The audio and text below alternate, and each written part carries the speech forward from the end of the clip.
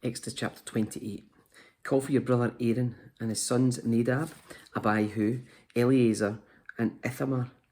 Set them apart from the rest of the people of Israel, so they may minister to me and be my priests. Make sacred garments for Aaron that are glorious and beautiful. Instruct all the skilled craftsmen whom I have filled with the spirit of wisdom.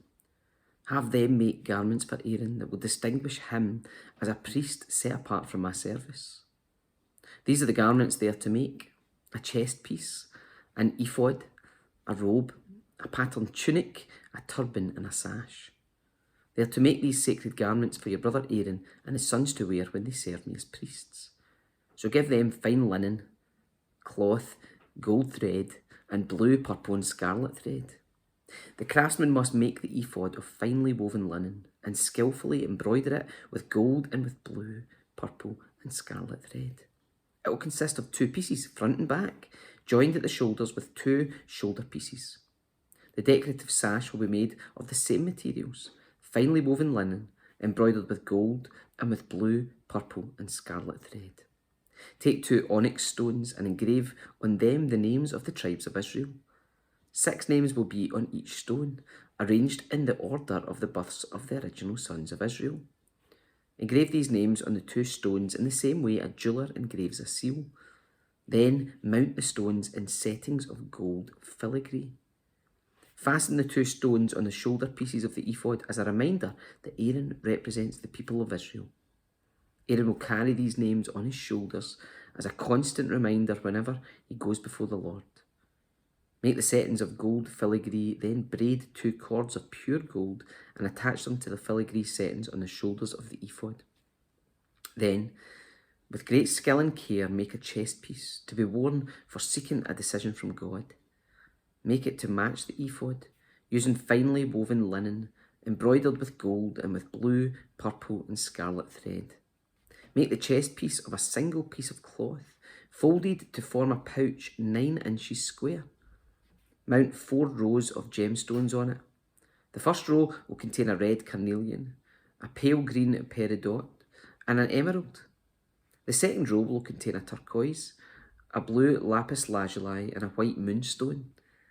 The third row will contain an orange jacinth, an agate, and a purple amethyst. The fourth row will contain a blue-green beryl, an onyx, and a green jasper. All these stones will be set in gold filigree. Each stone will represent one of the 12 sons of Israel, and the name of that tribe will be engraved on it like a seal. To attach the chest piece to the ephod, make braided cords of pure gold thread. Then make 2 gold rings, and attach them to the top corners of the chest piece. Tie the 2 gold cords to the 2 rings on the chest piece. Tie the other ends of the cords to the gold settings on the shoulder pieces of the ephod. Then make 2 more gold rings and attach them to the inside edges of the chest piece, next to the ephod. And make 2 more gold rings and attach them to the front of the ephod, below the shoulder pieces, just above the knot where the decorative sash is fastened to the ephod. Then attach the bottom rings of the chest piece to the rings on the ephod with blue cords. This will hold the chest piece securely to the ephod above the decorative sash. In this way, Aaron will carry the names of the tribes of Israel on the sacred chest piece over his heart when he goes into the holy place. This will be a continual reminder that he represents the people when he comes before the Lord. Insert the Urim and Thummim into the sacred chest piece, so they will be carried over Aaron's heart when he goes into the Lord's presence. In this way, Aaron will always carry over his heart the objects used to determine the Lord's will for his people whenever he goes in before the Lord. Make the robe that is worn with the ephod from a single piece of blue cloth, with an opening for Aaron's head in the middle of it. Reinforce the opening with a woven collar so it will not tear. Make pomegranates out of blue, purple, and scarlet yarn and attach them to the hem of the robe, with gold bells between them. The gold bells and pomegranates are to alternate all around the hem. Aaron will wear this robe whenever he ministers before the Lord, and the bells will tinkle as he goes in and out of the Lord's presence in the holy place. If he wears it, he will not die. Next, make a medallion of pure gold and engrave it like a seal with these words: Holy to the Lord. Attach the medallion with a blue cord to the front of Aaron's turban where it must remain. Aaron must wear it on his forehead so he may take on himself any guilt of the people of Israel when they consecrate their sacred offerings.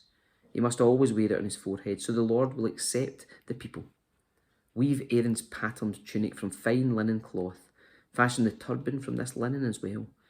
Also make a sash and decorate it with colourful embroidery. For Aaron's sons, make tunics, sashes, and special head coverings that are glorious and beautiful. Clothe your brother Aaron and his sons with these garments, and then anoint and ordain them. Consecrate them so they can serve as my priests. Also make linen undergarments for them, to be worn next to their bodies, reaching from their hips to their thighs. These must be worn whenever Aaron and his sons enter the tabernacle or approach the altar in the holy place to perform their priestly duties. Then they will not incur guilt and die. This is a permanent law for Aaron and all his descendants after him.